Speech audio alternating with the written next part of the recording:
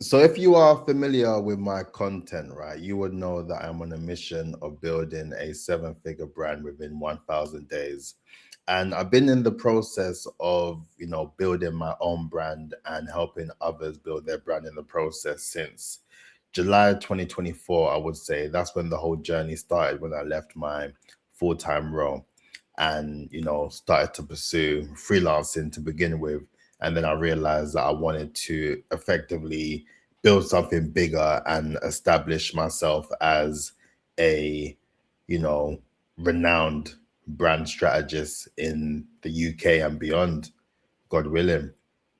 And, for me, it was always a process of building that level of confidence to be on camera, to share my experiences and showcase and document the entire journey, because I know that through this level of documentation, it will help other people to grow and develop and, pursue all of their sort of aspirations and goals, knowing that I done it and I'm in the process of doing it as well. And if you are familiar with my content, and for those who are not, I have been in the PR industry for a decade now. I've been in various different agencies and worked across so many different industries and sectors. The aspect of being a jack of all trades, I would say, has been a curse and a blessing, right? A gift and a curse in that sense. And when I say that, I mean it more so that it's a gift that obviously I'm able to have the skills to be able to pick up so many various different industries and sectors and apply it to what it needs to do in terms of building their level of authority and building their level of reach and credibility and visibility in their market and their industry. But when it came down to me kind of navigating the aspects of building my own business, that didn't seem to correlate, right? It didn't seem to connect the dots, because it was like I was trying to work with everyone. And, that whole saying, when you try and attract everyone, you get no one. So for me, it took a lot of trial and error to really focus on a niche that made the most sense for me. And long story short, I got to the idea of wanting to work with fractional CFOs more so because they are extremely credible in what they do. They have so much expertise and they honestly do a lot when it comes down to driving a business towards continued success. And when it comes down to that, you need to be very much highly skilled and highly intelligent in that aspect of things. But then when it comes down to, those individuals, they're very time poor. They focus a lot of time on delivery. And then I then realized that based on that, a lot of them are very much referral dependent because they just don't have the time capacity, or more so the idea to be having a profile online or really putting their brand out there. And in the grand scheme of things, with me being a brand authority strategist, right, I understand that with personal branding being I suppose, the trending topic and the thing that everyone is talking about, not everyone cares. Not everyone cares about the aspects of personal branding. And it's because not many people see personal branding as a thing that actually moves the needle into something that's revenue generating. And if you watch my content, that's why I always refer to the content that I do as developing a revenue generating brand. And that is by building brand authority, which is your personal brand, your business brand, and your campaign brand. Those are the three brands that you need in order for you to build a level of brand authority to be more visible and credible to your desired target audience. And with that in mind, you need to really bear that in mind, that personal branding alone isn't going to cut it. And a lot of people have been sold that dream that just having a personal brand and building a personal brand will guarantee you the future success that you're looking for. And when it doesn't necessarily work that way, then they feel kind of burned in the process. So that's why my whole sort of philosophy and methodology and framework aligns with the idea of building a level of brand authority to effectively use that to develop a revenue generating brand.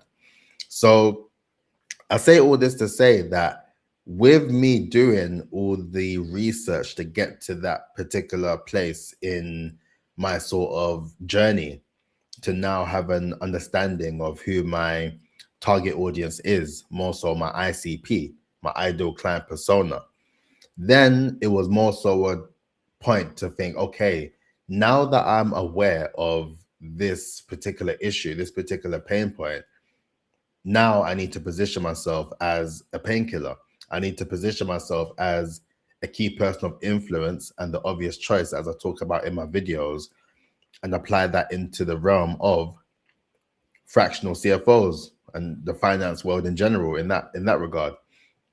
So with that in mind, what I did, right, and I want you to really pay attention to this because I think this is applicable to all industries, any industry that you are focused on, that you're working towards, that you're building with, it applies to you. It applies to absolutely every industry. And I'm sharing this because this is me documenting the process. I'm documenting every single aspect so you can understand what I'm building in real time and then what I'm actually working on in the process. So in short, I developed a report. I developed a report by using public information, free information on websites, on LinkedIn, Google search, my own analysis of different profiles. But ultimately, I looked at 200 fractional CFO profiles on LinkedIn. And initially, the whole reason why I did that is because I wanted to build a list. My first sort of instinct was, let me build out a list of 100 people so then I can just do the outreach, right? But then with that aspect of branding, I said to myself that you always need to position yourself as someone that is worth having a conversation with. And with that in mind, what can I do that can allow me to position myself as someone who knows a thing or two about the industry, where I can actually have a conversation for you to learn from me and for me to share some aspects with you that you would feel relevant, right? So I thought, you know what, let me double it and do 200. So I spent a lot of time doing LinkedIn research, building out this list of 200 profiles per se, and then done my research. And then what I did was scraped the information from LinkedIn, right? And incorporated that into a process that I built out on Claude that allows you to do the web search. And I've done that web search for a couple of reasons, but it was more so just so I can see their sort of digital footprint. I wanted to see where they are positioned in the media, if they have any sort of media presence at all. I wanted to see if they were on any other platforms other than LinkedIn. Do they have a YouTube? Do they have a Facebook? Do they have an Instagram? That's what I wanted to know. I wanted to know if they had any particular lead magnets or anything that they actually have or they've developed or built in order to attract potential clients.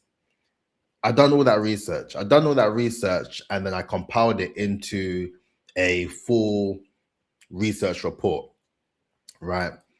And in this process, as I'm speaking with you now, let me share my screen actually. So what I did, following that, I built the report. I gave the whole report, I built it all out, and I used Claude to develop this website, right?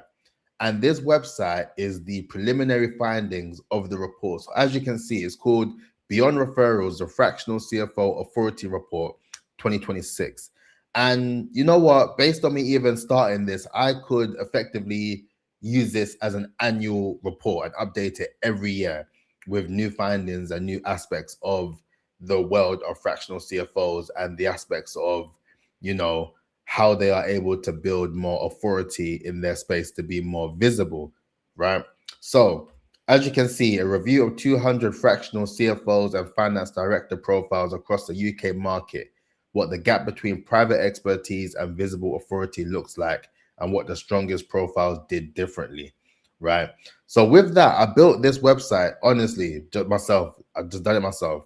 I done it and I included the research, I included the central findings, I included the authority patterns, which were mainly the 8 particular things that I found in my research that was actually something that was impacting fractional CFOs and how they're able to present their work and their level of visibility. And then through that, I covered it at a glance, looking at all 8 aspects of things, as you can see. So all the areas of what I found and what it means for them commercially. And then I included the aspects of what the top 10 to 15% of fractional CFOs were doing well based on my research, because based on that, I've done a varied look at 200 profiles, and some of them were exceptional, and then some of them could do with a bit more work. But then through that, I was able to see the top tier profiles of fractional CFOs that I thought was really good, to be honest with you. So those were like the benchmark gold standard of what it should look like of building a brand, right, online as a fractional CFO. And it was very limited in that sense. And that's when I realized that, you know what, I think I might be onto something with this one.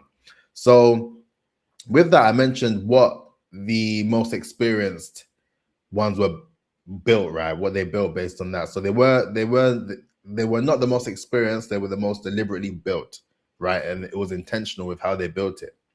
So then I went through that process, and then ultimately in the next steps, I covered everything in terms of now the next stage of the aspect, which is now the Authority Gap Scorecard. So based on all the findings of the report that I developed, I now developed a actual scorecard that aligns with all the aspects of that report, right? So let me just click on it for reference so you can see. Let me see if it works. Oh, let me share my screen. Hold on. Let me share my other screen. So yeah, and now it takes you onto the Authority Gap Scorecard. And as I mentioned, it includes all the aspects of the report alongside a set of questions that align with the Authority Flywheel, which is the aspect of the Phases Brand Authority system. As you know, it is the compounding aspect of that system. And then now with that, you can start the scorecard, and then there's various different questions that align with my ICP. So with that, it's more so just to kind of show you a sort of sneak peek, I suppose. It's not out yet. It will be out in hopefully a couple hours, to be fair. If not hours, then definitely tomorrow. As of when you're watching this, it will be the next day. Or by the time you're watching this, it will probably be out anyway. But then that's the whole point of why I'm even sharing this with you, because now I have a asset that I produced myself as a full report, right? And based on that, there is so much rich information and rich data that I have within that report. I can repurpose that into absolutely anything and everything that aligns with my ICP. And with that, you have the actual report, which then funnels into the scorecard. And then based on the scorecard, then you get a score, you get ranked. And then you are in a position where you get added to my newsletter, you get added to my system. So I then know who was added from who wasn't. I know what the score was. I know what the results were. So I just know all the details of those who will be going through the process of going through the scorecard. And that funnel process is what adds to the whole flywheel process, because then this lead magnet per se is what will then drive the opportunities of warm leads off the bat, that they have come across the research report, they've read the insights, and they felt that it was interesting. They then felt to themselves, okay, you know what? This is interesting. How does it apply to me directly? Let me do the scorecard. They get the results. They get a actual video. And funny enough, I'll be recording the training video for the fractional CFOs after this video, actually. So then they'll have a training video based on the teachings of the Authority Flywheel and how it applies to them. And it all leads into the sales call. It all leads into the opportunity to speak with me to see how I can help you build your level of brand authority, right? And this is all something that I've managed to build myself, to be fair. And it all comes down to the idea of having an idea of your ICP, then having an idea of their particular pain point, and then being able to look deeper into that pain point and then look at the particular reasons as to why that could be, and then developing an actual research report with actual findings and data that is publicly available and that's free. And then based on you doing that, you can then develop your own report that you can actually use as an asset, where you can use it as a conversation starter, as a lead magnet, for you to present it and push it towards organizations, towards different publications that align with your ICP. The way that I built this has legs to do a lot of work. And right now, I would say that this is one aspect of my campaign in regards to attracting more fractional CFOs into the work that I'm doing and building from there. But it just goes to show that when you have the idea of your niche and your ICP, and then you are then able to do a deep dive into their pain points, that puts you in a great position where you are able to develop the relevant assets and materials and collateral that will then allow you to be easier to have that conversation with. Like, honestly, because you just know a bit more about them, you know what their pain points are, you know what they're going through, you know how hard it is when they're delivering, but they don't have the time capacity to do anything else because they got loads going on. You need to be a painkiller. And if you can be a painkiller by providing the actual resources and the context that can help them, then you will be in a position where you will get more inbound opportunities off the back of you being inventive with your approach of being able to attract your target audience. And that's why I believe that this can be applicable to any industry, any niche you're in. It all ties down to data, information, things that people can read and they think, you know what, I read that and I can relate to this. I read that and I think I can improve on that. And then based on the fact that you are the one that presented this research to them, you are then deemed as the key person of influence and the obvious choice, because no one else is doing stuff like this. No one else is doing stuff like this for said industry with a level of attention to detail that can allow them to understand more from an outsider perspective. Because I'm not a fractional CFO. I'm not a finance leader at all. I've worked with them. I have experience, right? But then based on that, from the outsider perspective of a brand strategist, I'm able to provide the relevant aspects of what it means to build a brand from an outsider view. So it's a lot more fresh in terms of just starting something new without actually having the background knowledge and insight to it as well. So I would say it will be interesting to see the sort of responses I get in relation to this sort of report that I've developed as well, and the conversations that it will start, and then just being able to just give it legs and just be able to produce more content from it as well. And as you know, this channel is more so for documentation and putting things forward. My second channel will all be related to this work. This work will ultimately be the main resource for everything that I'll be doing content wise for that channel, and everything I'll be doing on LinkedIn per se, because that's where I mainly have those conversations. So I would say if this inspired you to take action, then really look into how you can incorporate AI into the process of supercharging your brand, supercharging the work that you do, and just doing it in a way that makes you stand out from the crowd. Because like I say, yes, AI puts you in a sea of sameness, but how you use it is what the differentiator is, right? So a bit of a long video, but I thought, you know what, it's only right that I share with you because you've been locked in with me for a while now. I've been producing content every single day. And honestly, I just think it's in my best interest to use this as a opportunity to let you know what I'm working on as well, and then just showing you the process. So as mentioned, what I'll be doing following this video is recording the actual training video that will then lead into the funnel that I'm building, as you could see. And I'm there pointing at the thing as well, and I can't even share my screen at the moment, but you get the point. But on that note, please like, comment, and subscribe. Let me know if you have any questions. Let me know what industry you're in, and then I'm more than happy to give you an idea of how you can develop something somewhat similar that will then allow you to have as an asset where you can reach out to people, comfortably and confidently knowing that you actually have a resource that can help them. But on that note, please make sure that you like, comment, and subscribe, and I'll catch you tomorrow. Peace out. Look after yourself.